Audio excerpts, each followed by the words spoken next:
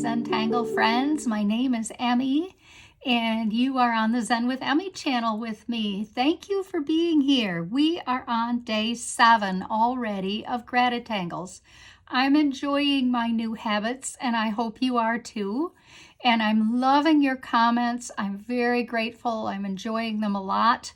And I just need a small treat today because you're in for a treat, and because this is one of Zentangle's beautiful, simple patterns, and it is, I would call, short and sweet. So let me show you what it looks like before we get started. This is Patena, Patena. I don't know, tomato. Anyway, this is what it is, and it's a great background pattern. You're gonna love it. For instance, look how I used it. Anytime you need a background, this will be a fun pattern. It's more spread out here than the other one I showed you. And this, I don't know if you were with me for Inktober or not, but this is a pattern that we did, Heart Rope. And it was from Henrietta Robbins. And it was such a sweet pattern, and I made it, and I've been looking for something to do for an interior border, and voila, says my granddaughter. Today, my theme for the day is that peace comes from gratitude for what we have. So for the next 24 hours and well beyond that, I'm going to be thinking about where my peace does come from, and I am going to try and strive for the gorgeousness of peace, which means that I am so grateful for everything I have, for just beyond words of how happy I am with all of this. So grab a piece of paper, and we are going to be able to work with pen, but I am going to put a smallish border in here around the outside, like Zentangle style. And normally I would do the dots and all, but I'm going to switch to pen right now. And let's just work this fun pattern. I'm going to make it kind of wide, making a wide stick. This is just a typical grid pattern, and some of us adore grids and some not quite so much. And that's what makes the world go round, right? All of the different things. Turn your work so that you can go the opposite direction. If it helps you, start right here in the middle. Always helps me. And then make one grid off on either side. One line for your grid. Now that you have your simple grid, we're going to go the other direction, straight across. And I'm going to try to hit the intersections, recognizing I'm going to have to go a little bit slow, because being human, there's human error, which means that not every one is going to be exactly straight, but that's okay, you'll see. Okay, turn your work again. And now we're going to make a grid up and down through the intersections and through the intersections again. And that's it. I think I should make one here. This feels weird to me.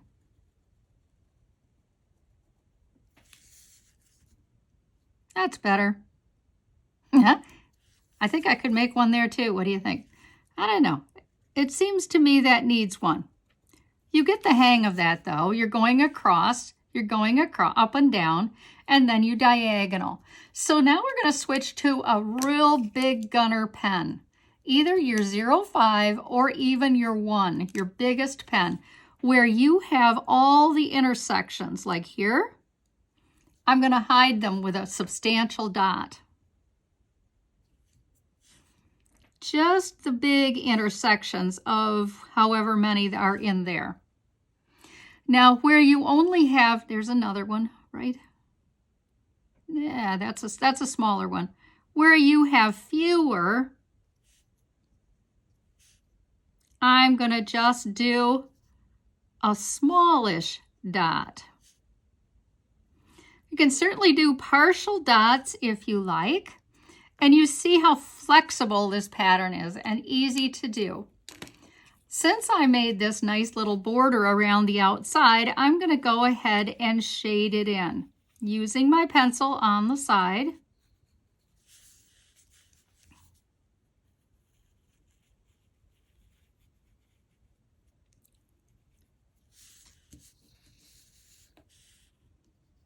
Just lines and dots. That's the best Zen. They're actually all Zentangle patterns are very simple like that, aren't they? It's just some are not very simple. Some are a lot of lines and dots and curves and anyway. They're all fun and I enjoy every one and I enjoy sharing them with you. Grabbing my blender stump, circular motion, pull it in. Pull in your shade toward the middle until it diffuses into the paper. Turn your work if you'd like. Just make sure that you're diffusing as far as it will go. Now there are times when you want to do your border going the other way too, but this time I want to just have this be my example. A border that goes in and has that lovely curved look to it.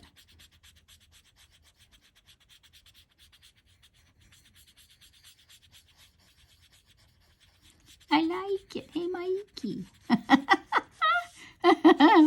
Oh, Lord. Am I dating myself? Yes, and what could be more boring? Okay, here we go. Now, someone was asking me what I'm going to do with some of the interiors. With this pattern we had here, I really am just going to go around and shade within it. Hardy Y4. Or a knot. All I did was just put little sticks in here with dots on either side. And then this one, I just thought this would be fun, the one we did yesterday, with sticks just going around, dot, dash, dash. Here, I actually did the pattern that we just now did, you and I. And then I did scallops here and shading here. And so I'm trying to keep up with it this time and still recognizing that I'm not going to keep up with it on every single time.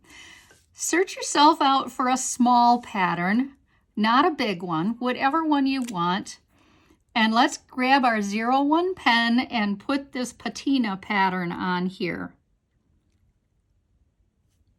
My temptation is to start on the diagonal, apparently.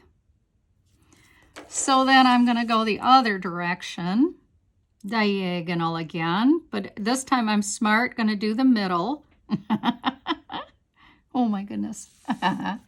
Okay, now I'm going to follow those lines, intersections.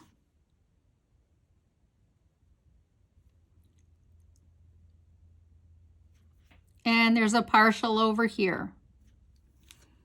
Turn your work and let's do this the other direction. My goodness, isn't this the essential short and sweet pattern? But it's a wonderful background pattern. That's what I like about it. That's why I'm going to save it, and where I'm going to put it in my card is as a background pattern, because I'm always looking for things. Like, for instance, this Hardy Y4 that we did. I'm always looking for things for that. Okay, remember, just the diagonals that have all of the goods going through the thickest line of all. Goes pretty quick. The ones that are just like 4 intersections, they don't get so much. They just get the one. Now, I hope you really enjoyed our fun drawing today for day 7, and I'm looking forward to seeing you for day 8. See you soon. Bye.